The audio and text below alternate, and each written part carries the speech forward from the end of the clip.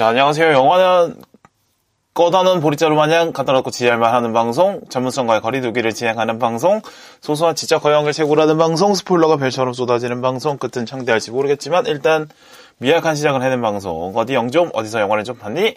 진행, 제작, 연출, 기타 등등을 맡고 있는 빌바오입니다. 오늘은 22번째 시간이고요. 외계 플러스인 1부를 다루겠습니다.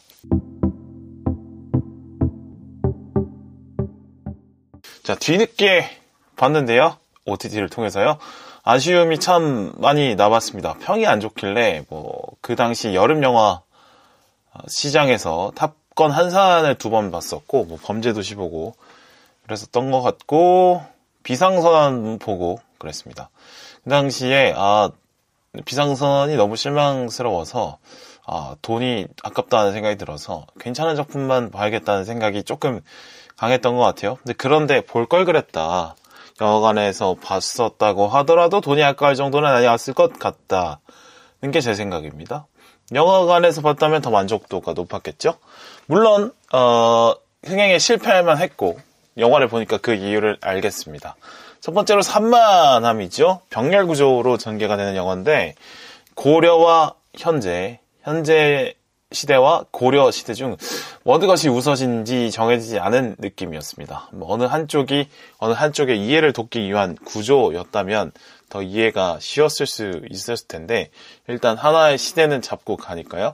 근데 분량이나 중요도가 비슷하다고 하면 한 편은 고려 위주, 한 편은 현재 위주 이렇게 가는 게 좋았을 것 같아요. 근데 이미 촬영을 마친 상태라고 들었기 때문에 그렇다면 편집으로 충분히 해결할 수 있는 문제였다고 볼 수 있는데, 이렇게 그냥 병렬 구조로 그대로 뒀다는 것이 좀 안타깝다는 생각을 했습니다.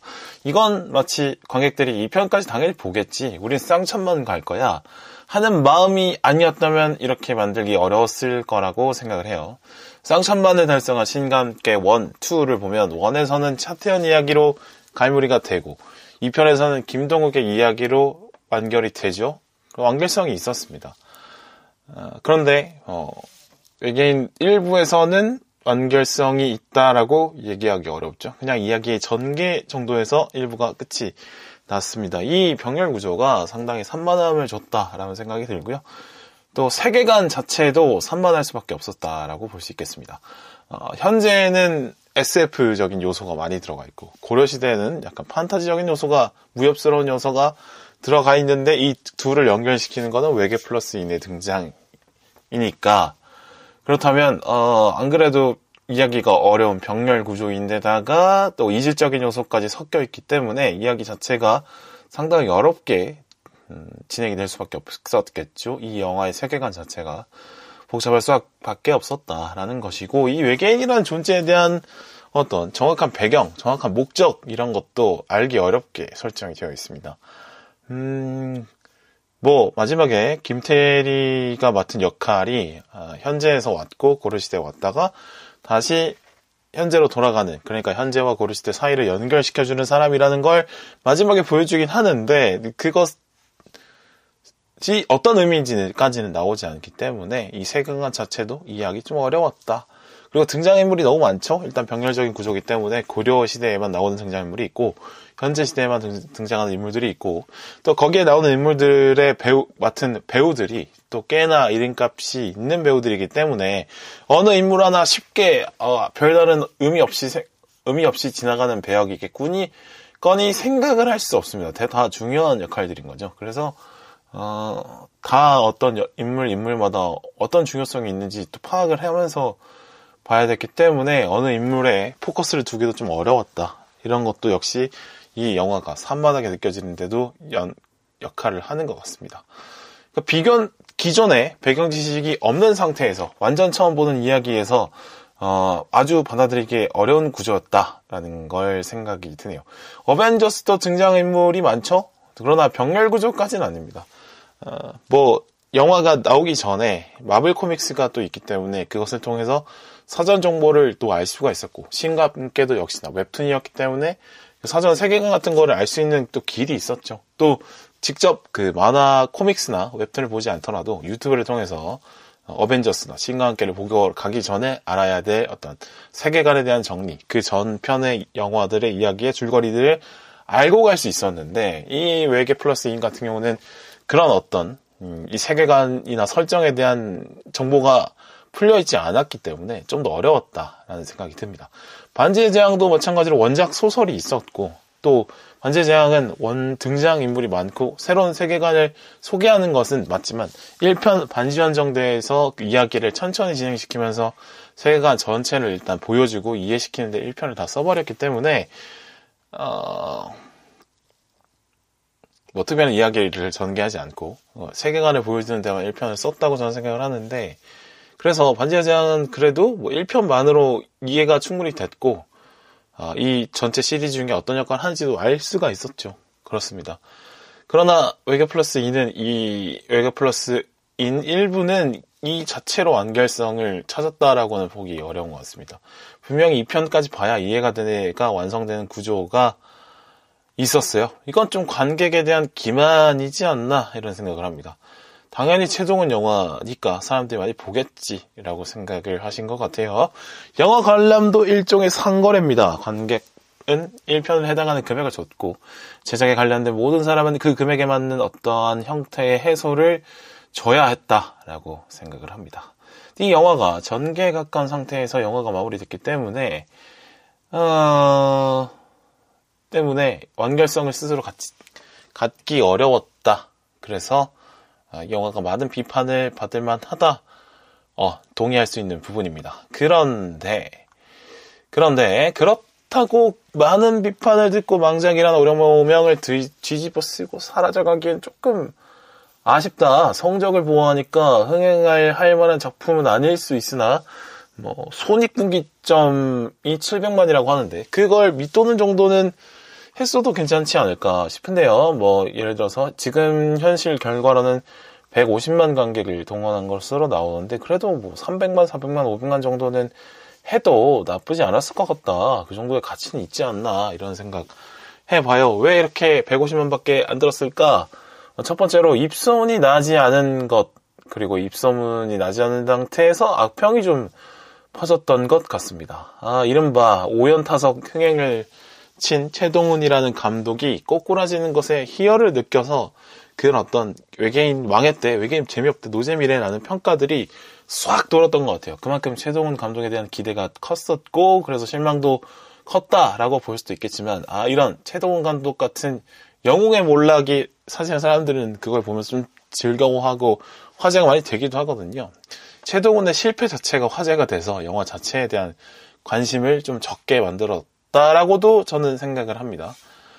호평과 혹평이 갈리는 사이에 호평이 우세를 장악하면서 호평의 비중이 실제에 비해서 적게 표출이 되는 그런 현상이 여전히 나타났다라고 보겠습니다. 여론에 따라서 쏠림이 심한 어떤 우리나라의 경향, 인터넷 커뮤니티의 어떤 여론이 크게 작용하는 그 경향, 그리고 영화표 값이 올라가고 나서 평가의 의존도가 높아진 사실, 또 하나의 이 외계인 일부의 흥행 실패에 영향을 준 것 같고요. 또 멀티플렉스 구조라는 게 관객의 선택의 추이를 보고 그거에 맞춰서 금방금방 상영관을 조절할 수 있는 환경이라는 것도 영향을 줬겠죠. 또 하나, 이 외계인 플러스 일부를 보지 않고도 다른 대체제 영화들이 많았습니다. 이번 여름 영화 시장이 코로나 시절 개봉을 미뤄놨던 큰 영화들이 많이 나오던 시기였죠. 그래서 한산 헌트에 밀려서 상영관을 쉽게 내준 상황이 된 것 같아요. 초반에는 한산이 생각보다 길어지면서 한산한테 좀 밀리고, 후반에는 헌트가 생각보다 또 잘 되면서 또 헌트의 강을 뺏겨서 이도저도 안 된 상황이 된 것 같습니다. 개봉 시기를 좀 조정해서 어차피 2편도 내야 되니까 2023년에 1, 2편을 한 3에서 6개월 정도의 간격을 두고 개봉했었다면 지금과의 어떤 승행은 좀 아니지 않았을까? 이런 생각이 듭니다. 만약에 같이 붙은 영화들이 좀 약했다고 하면 분명히 더 높은 성적을 거둘 수 있는 그런 영화였다고 봅니다. 역시 인생은 운이고 타이밍이죠? 네, 그렇습니다. 파도가 와야 서핑을 타고 바람이 불어야 연을 날리고 봄에는 도다리고 가을엔 젖오고 여름엔 방하고 그런 거겠죠?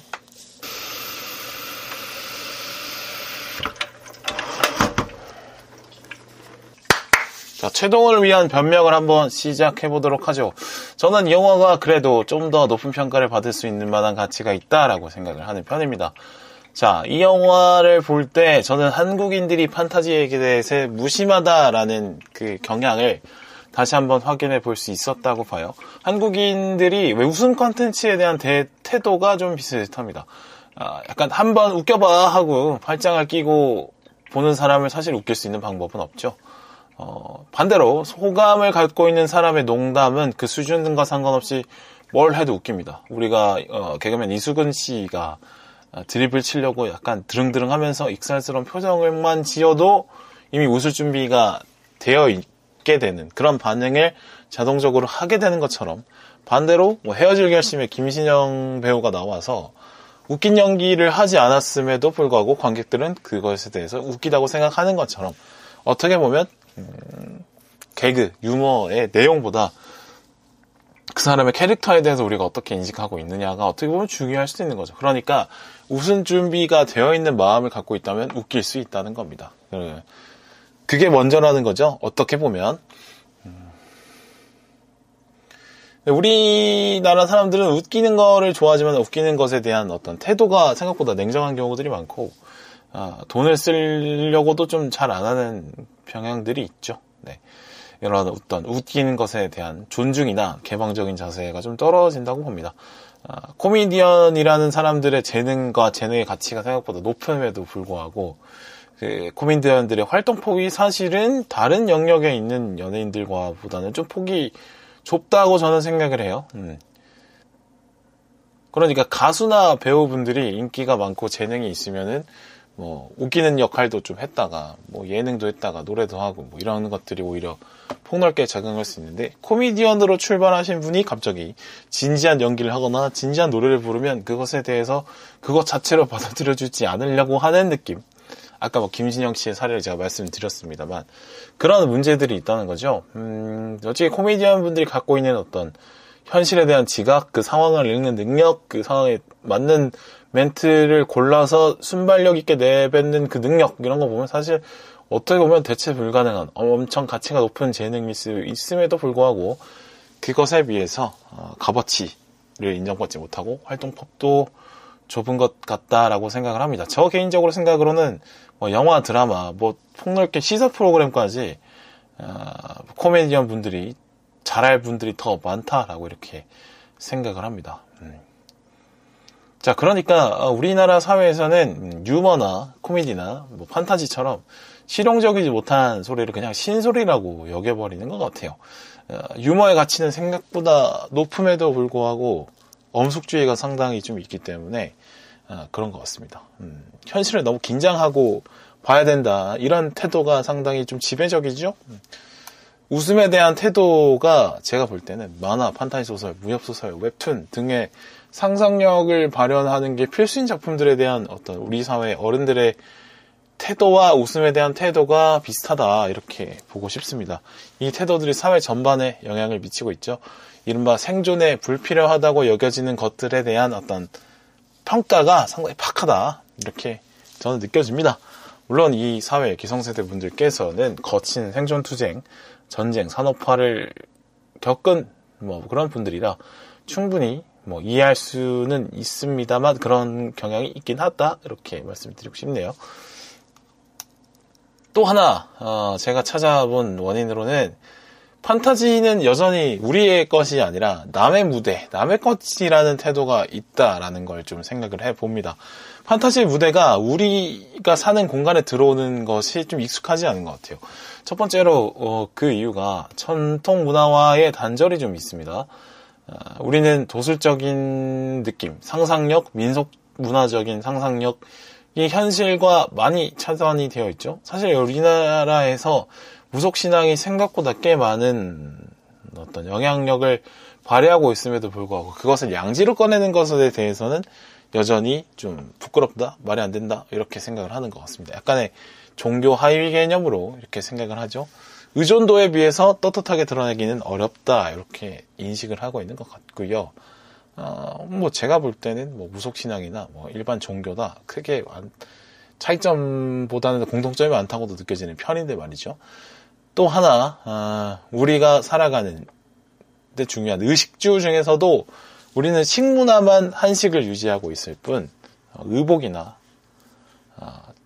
주택은 전혀 우리 전통과 상관없는 그런 것에 살고 있죠. 뭐 한옥만 놓고 볼 때, 공간을 놓고 볼 때 특정 지역에 뭐 전통적인 건축이 몰려있는 지역이 있습니다만은 그것은 그쪽 지역에만 몰려있고 대부분의 사람들이 사는 생활 공간에는 있지 않기 때문에 일상적으로 한옥과 마주할 공간이 없다. 그래서 전반적으로 우리는 우리의 전통 문화라는 것과 상당히 멀리 떨어져서 살고 있다. 약간 그래서 어떤 이런 전통적인 것들을 그냥 우리의 현재까지 이어지는 것으로 여긴다기보다는 과거에 그렇게 했었던 일, 이렇게 생각을 하는 것으로 생각을 하고 있습니다. 뭐 더군다나 이제 지역 문화가 상당히 퇴색되어 있다는 것도 그렇게 볼 수가 있겠죠. 뭐 중앙 집권적인 전통도 있고 또 많은 인구들이 농촌에서 떠나서 도시로 이동한 사회이기도 하고 또 역사적으로 일제가 민족문화 말살 정책도 했기 때문에 민족의 고유 문화들이 좀 끊겨 있는 것도 상당히 연결이 돼 있을 거라고 생각을 합니다. 그러니까 과학적인 근거가 없지만 그냥 믿음 혹은 상상력 속에 존재하는 어떤 여러 가지 세계, 뭐 동물, 뭐 생물, 요괴, 뭐 이런 것들에 대한 어떤 감각이 부족하게 된 거죠. 그래서 판타지가 펼쳐질 생상으로는 한국이 어색하다게 느껴지는 것 같습니다.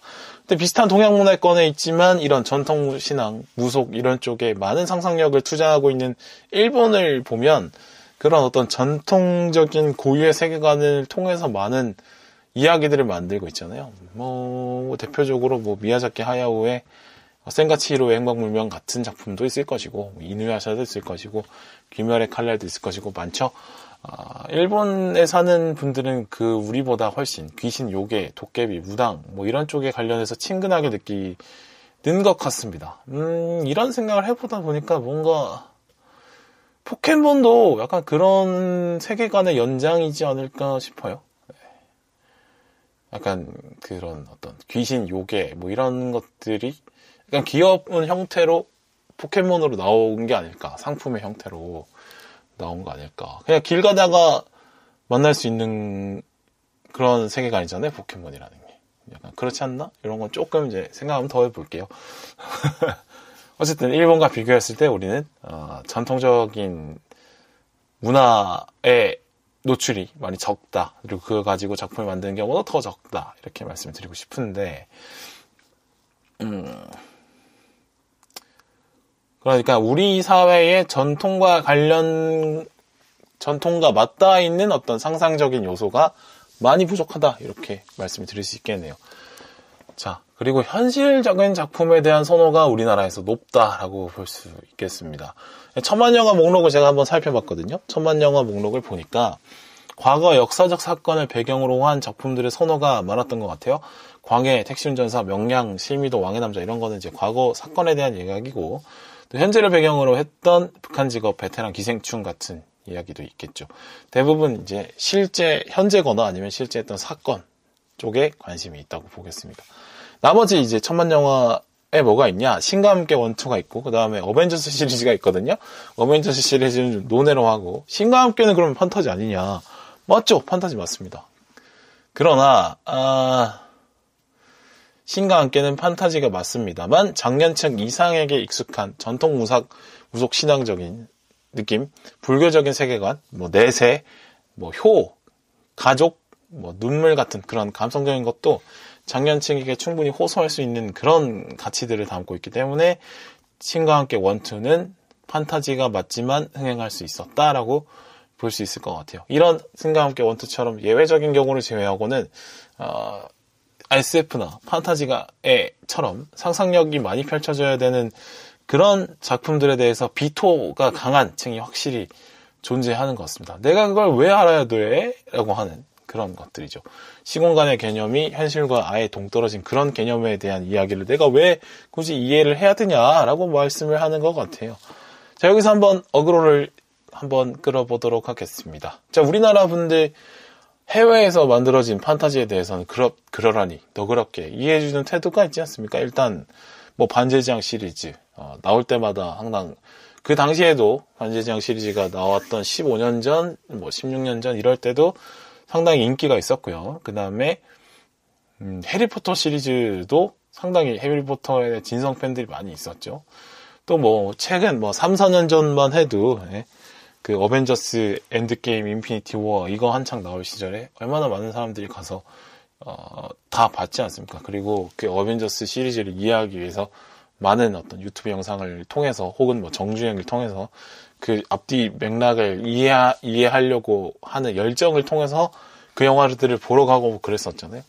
근데 그것에 비해서 그렇다고 생각해보면 우리나라의 관객들이 어떤 상상력을 많이 펼친 작품들 자체에 대해서는 인색하지 않다. 근데 그러니까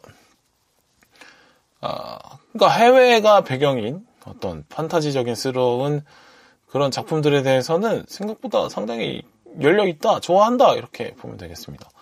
그런데 그러면, 외계인처럼 한국의 배경인 상상력이 많이 가미된 이야기가 나왔을 때, 이렇게 왜 좀 냉정한 태도를 보여주시냐, 이 말인 거죠. 약간, 저게 말이 되나? 저 뭐야, 뇌절이네. 현실적이지 못하네.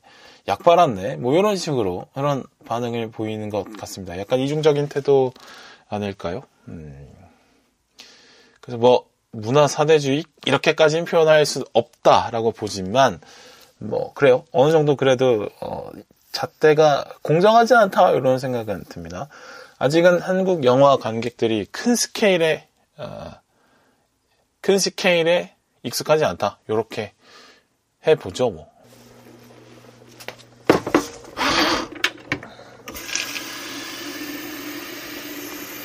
자, 그럼 지금부터 제가 판타지 작품들에 대해서 좀 심드렁한 분들, 잘 모르겠는 분, 왜 가치를 이해가 잘 와닿지 않는 분들에 대해 하는 얘기라고 생각하고 들어주시면 좋겠어요.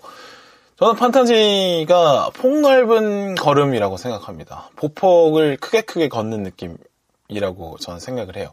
보폭을 크게 걸을 수 있다는 건 그만큼 자신감이 있다는 겁니다. 그 공간에 대한 이해도가 높고 또 그 걸음을 옮기는 그 사람 자체가 자신감이 있어야지 가능한 것이겠죠.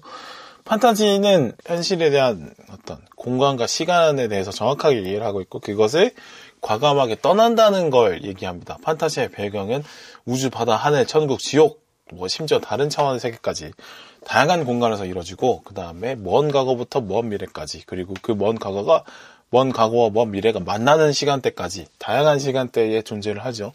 이렇게 현실에 존재하는 어떤 정해져 있는 시공간의 틀을 다 깨버리고 드넓은 시공간 속의 이야기를 만들어내는 게 판타지의 특징이라고 볼 수 있겠습니다.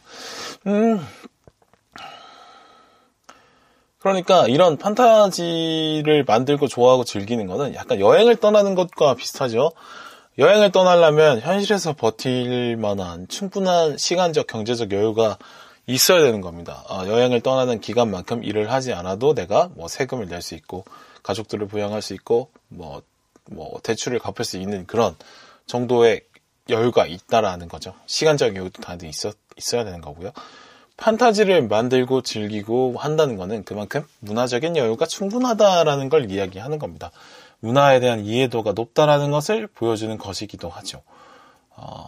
영화도 여행도 현실을 잠깐 떠나있는 장치 중에 하나인데 판타지 장르도 약간 그렇게 볼 수 있을 것 같아요. 현실과 괴리감이 없다고 해서 판타지가 가치 없다라고 얘기하기에는 그렇다고 하면 영화도 마찬가지라는 거죠. 영화, 드라마도 전부 다 마찬가지라는 거죠. 현실을 왜곡해서 만드는 건 똑같기 때문에.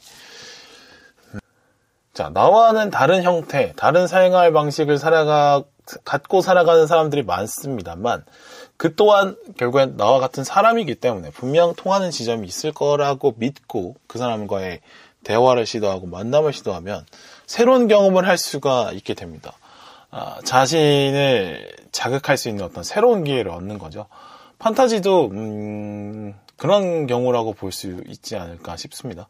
판타지는 그런 경험을 선사할 수 있는, 새로운 자극을 선사할 수 있는 그런 장르라고 볼 수 있을 것 같아요. 그리고 나랑 완전 다른 사람들을 만났을 때 아, 내가 이런 면이 있구나를 오히려 거울처럼 보면서 느낄 때가 있는 것처럼요. 그런 역할을 할 수 있다라고 생각을 합니다. 그리고 판타지를 만들고 그것을 향유하는 것에 대한 가치가 충분히 저는 있다고 말씀드리고 싶은데, 자, 판타지를 만드는 거는 현실과 닮은 새로운 세상을 만드는 겁니다. 아예 새로운 세상을 만드는 게 아니죠. 판타지를 만들려면 현실에 있는 것을 그대로 좀 이해를 하고 본질을 파악하고 그 본질을 바탕으로 껍질만 바꿔서 다른 세상을 만드는 겁니다. 껍데기만 바꿔서 재창조를 하는 게 판타지 쪽 세상이죠. 판타지 쪽 세상이 현실과 완전히 다를 수가 아예 없다는 겁니다. 어차피 사람이 만들고 하는 거니까요. 같은 사람이요. J.R.R. 톨킨, 제일 유명한 판타지 작가죠. 그 사람이 만든 세계관 속에 오르크라는 종족이 나오죠. 근데 그 종족이 몽골군에서 이미지를 따왔다고 지인과의 편지에서 밝힌 적이 있습니다. 그러니까 현실에 있는 몽골군의 이미지가 판타지 속에 들어가서 오르크가 됐다는 거죠. 그런 거예요. 호빗 쪽들이, 반지의 제왕 속 호빗 쪽들이 오르크에게 느끼는 어떤 압도적인 힘의 차이에서 오는 두려움과 유럽인들이 말을 타고 무서운 속도로 들어왔던, 침략해왔던 몽골족에게 느꼈던 공포가 서로 닮아 있다는 겁니다. 이런 식의 원리로 판타지 세상은 현실을 닮은 것들로 이루어져 있다. 이렇게 말씀을 드리고 싶네요. 판타지를 만들었던 사람도, 판타지를 보는 사람도 결국은 사람이기 때문에 결국 이해할 수 있다. 그러니까 판타지가 아예 동떨어진 이야기를 하는 것 같아도 결국에는 이야기를 듣고 보면 결국에는 인간 혹은 세상에 대한 탐구구나, 똑같구나 라고 볼 수 있겠죠. 그러니까 판타지를 보는 사람, 향유하는 사람 입장에서는 이 판타지 세계관이 어떤 구조로 만들어져 있고 현실에서 어떤 부분이 좀 강조되어 있구나, 좀 이런 부분이 강조되어 있고 이런 부분 좀 축소되어 있고 이러면서 이걸 좀 강조해서 우리 사회에 살아가는 현실 중에 이걸 좀 돌아보게 만들려고 하는구나, 이런 거를 이제 머릿속에서 이해해가는 과정이 재미가 있다는 거죠. 이렇게 한번 또 비유를 해볼까요? 부가가치가 높은 명품일수록 본 제품이 잘 만드는 것도 중요하지만 포장에도 엄청 신경을 쓰고 그 물건을 파는 매장에도 엄청 신경을 쓰고 그 물건을 파는 홍보에도 상당히 신경을 쓰죠. 판타지는 현실 그대로를 날 것 그대로 보여주는 게 아니라 현실에 없는 것들로 잘 이렇게 돌려 포장을 해서 만들어낸 제품인 거죠. 그래서 선물 포장을 조심조심히 뜯어서 그 실제 물건을 확인하듯이 판타지도 그 판타지 속의 세상이 갖고 있는 그 포장을 뜯어가면서 현실의 본질을 찾아가는 그런 재미가 있다. 이렇게 말씀을 드리고 싶네요.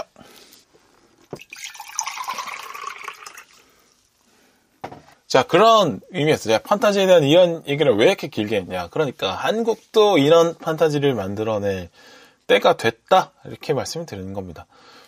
판타지 컨텐츠를 많이 만들어낼 수 있다는 것은 충분히 그 깜냥이 된다는 선언입니다. 소프트웨어와 하드웨어로 이렇게 나눠서 한번 얘기를 해볼게요. 영화에 필요한 소프트웨어가 뭘까요? 이야기겠죠? 이야기 속에 세계관, 캐릭터, 이런 것들을 얘기할 거고, 하드웨어는 그 소프트웨어를 구현할 기술을 얘기할 텐데, 제작 기술, 인력, 고급 인력, CG, 이런 기타, 마케팅 같은 것도, 산업의 구조, 이런 것도 말씀을 드릴 수 그런 걸로 하드웨어라고 말씀드릴 수 있을 것 같은데, 우리나라 영화 시장, 둘 다 할 수 있는 역량 충분히 되죠? 그렇습니다. 소프트웨어는 기생충 영화 한 편으로 말할 수 있고, 하드웨어는 오징어 게임? 이거 하나라도 말을 할 수 있는 거겠죠. 네, 우리나라도 충분히 판타지를 많이 만들어내고 할 수 있는 능력이 된다. 더군다나 이제 요즘은 세계관 장사, 플랫폼 장사라는 겁니다. 그러니까 판타지는 다시 말해서 수많은 컨텐츠들의 플랫폼이 된다는 건데, 아까 말씀드렸던 J.R.R. 톨킨, 우리 할아버지의 세계관, 이 레전다리움이라고 하는데, 여기에서 몇 개의 작품이 있는지를 확인해 보십시오. 엄청 많은 작품이 있습니다. 톨킨이 만든 또 중간계의 설정을 가져와서 만들어낸 소설, 게임, 영화, 드라마, 얼마나 많습니까? 그렇죠. 하나의 잘 만든 세계관이 있다고 하면 그 안에서 엄청난 파생 상품이 나온다는 겁니다. 그런 거 굿즈까지도 그렇게 볼 수 있겠죠.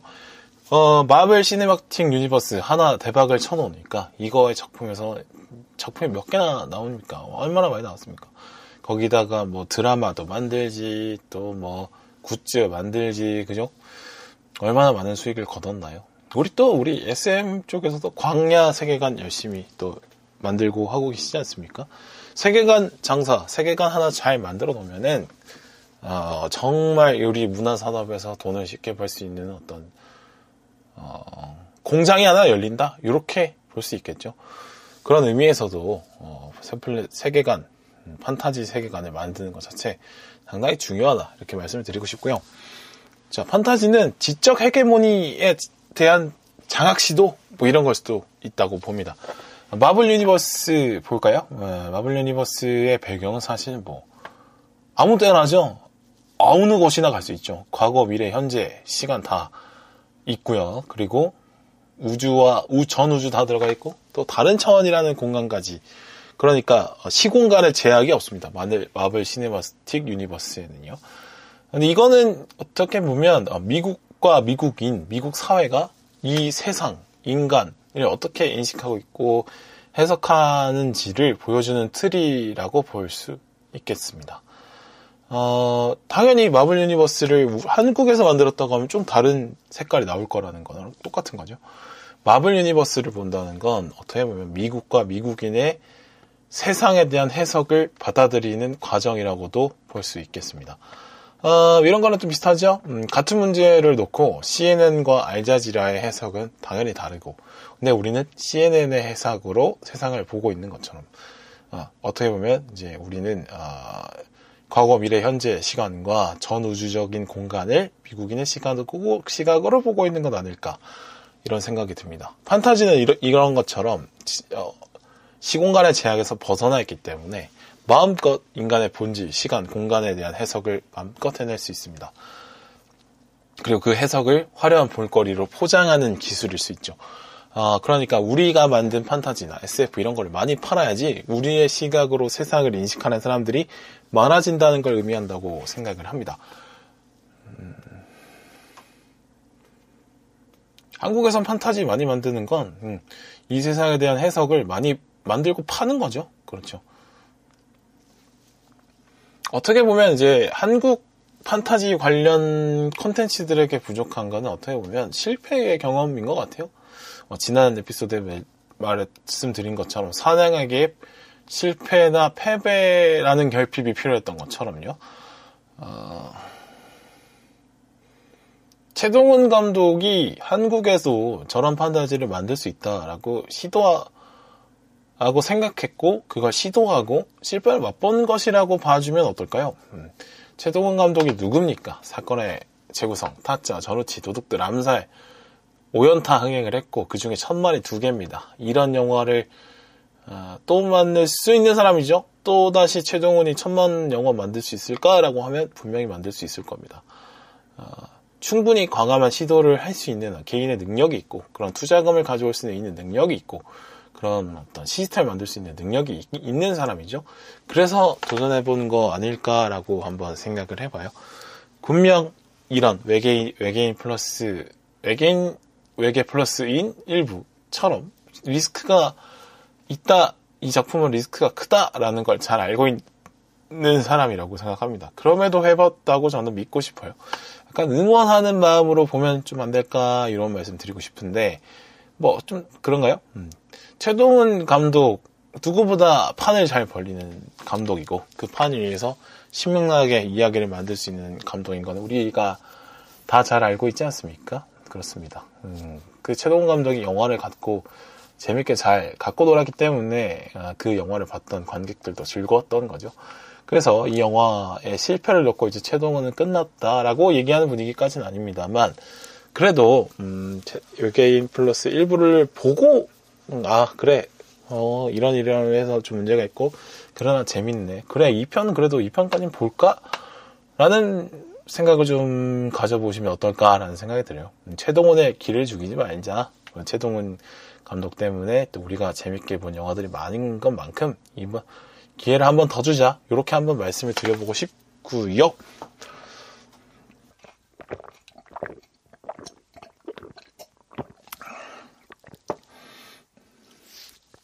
자, 제가 이 판타지에 대한 어떤 생각을 하다 보니까 또 이런 하나의 또 생각이 들었어요. 현실 인식과 상상이 이제 인간의 사고 중에 제일 중요한 것들인데 둘 다 중요하죠. 현실 인식과 상상 모두 생존에 모두 필요한 어떤 사고적인 도구다라고 할 수 있겠는데 일단 기본이라고 하면 현실을 차갑게 보는 어떤 현실을 냉정하고 정확하게 인식하는 그게 먼저라고 저도 생각을 합니다. 매우 중요한 삶의 기본 자세죠. 더군다나 자기 삶을 책임져야 되는 어른이라면 이게 기본이라고 저도 생각을 합니다. 그걸 현실 인식을 잘 하면 생존에 유리할 거고 책임을 지는데 아주 유리할 겁니다.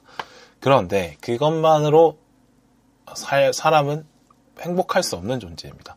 삶의 의미까지 찾아 나서야지 비로소 행복을 느낄 수 있는 게 저는 사람이라고 생각을 하거든요. 얼마나 복잡한 존재입니까? 예. 한국 영화 그만큼 지금까지 충분히 생존력을 갖춰왔고 그 실력을 보여져 왔죠.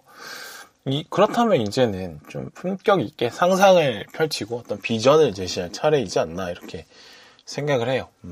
한국 사회가 미국 사회가 제시한 비전을 놓고 열심히 따라왔죠. 이제 비전을 세울 만한 주체가 될 수 있는 실력이 됐습니다. 이제 영화도 그렇게 할 수 있다. 한국 콘텐츠 시장도 그렇게 할 수 있다라고 저는 생각이 들더라고요. 그리고 우리가 현실적이다라고 하는 그 기준도 어떻게 보면 우리 스스로 세운 것인지 남들이 어디서 세워놓은 기준은 아닌지 한번 생각해 볼 필요가 있는 것 같아요. 항상 앞서가는 사람이 어떻게 행동했느냐를 이제 파악해서 열심히 따라가는 게 그동안의 한국 사회가 했던 일이기 때문에 남이 세워놓은 기준을 열심히 쫓은 게임을 해왔던 거 아닐까요? 그렇다면 남이 세워놓은 기준을 쫓는 게임은 결국에는 1등을 바라보고 뛰는 게임이다 보니까 잘해봤자 2등인 거라는 거죠. 뭐 코로나 시국을 거치면서 한국 사회 코로나 시국을 거치고 그리고 기타 뭐 기생충, 뭐 BTS 뭐 이런 어떤 문화적인 파급력도 많이 커진 상황. 이제는 한국 사회가 이런 어떤 문제에 대해서 어떤 답을 내놓는지 주목하는 사람들이 많이 있습니다. 그래서 이제는 단순히 뭐 잘 만들어내고 이런 것보다 좀 실패를 하더라도 기존에 없던 거 상상력을 펼치는 비전을 제시하는 그런 역할을 좀 할 때가 됐고 할 수 있다라고 저는 말씀을 드리고 싶고요. 그리고 하나 더 나아가서 이상을 쫓는 것 자체는 현실을 타파하는 방법이 아니다 이렇게 여겨지는데 이상을 쫓는 것도 역시 현실의 문제를 타파하는 여러 방법 중에 하나일 수 있다라고 저는 생각을 해요.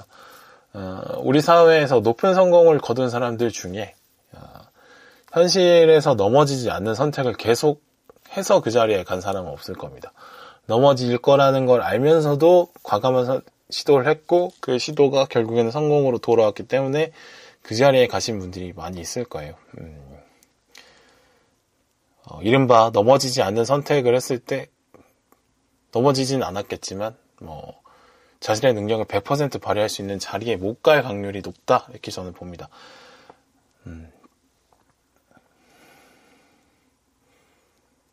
상상과 현실을 우리는 일어나지 않을 것과 이미 일어나 있는 걸로 나누긴 하는데 그것보다는 벌써 일어나 있는 것이 현실이고 앞으로 일어날 것이 상상이다. 결국엔 둘 다 일어나는 일이다라고 구분을 하는 게 오히려 옳은 기준이 아닐까라는 생각을 합니다. 과거의 기준으로 말도 안 된다고 생각했던 것들이 사실 모두의 지금의 현실로 와 있는 것이거든요. 뭐 예를 들면 세종이 만든 한글도 결국엔 신하들이 전부 반대했지만 세종 혼자서 비밀리에 밀어붙였고 결국 완성했고 지금의 한국 사회의 경쟁력 중에 가장 돋보이는 게 한글인 것처럼요. 어떻게 될지 모릅니다. 지금이 말도 안 되는 것들이라고 해서 나중에까지 말도 안 되는 일로 남을지는 그때 가봐야 아는 일이라는 거죠. 뭐 이런 어떤 개쌉소리까지 한번 해봤고요. 외계인 하나 놓고 이렇게까지 할 건 아니긴 합니다만 어떻게 보면 프로그램 취지에 맞는 영화는 꺼다 놓은 보리자루 마냥 갖다 놓고 지랄만 하는 방송이라는 모토에 가장 잘 맞는 방송, 오늘의 방송 아닐까 싶습니다. 그래요. 힘드네요. 네, 녹음 마칠게요. 안녕.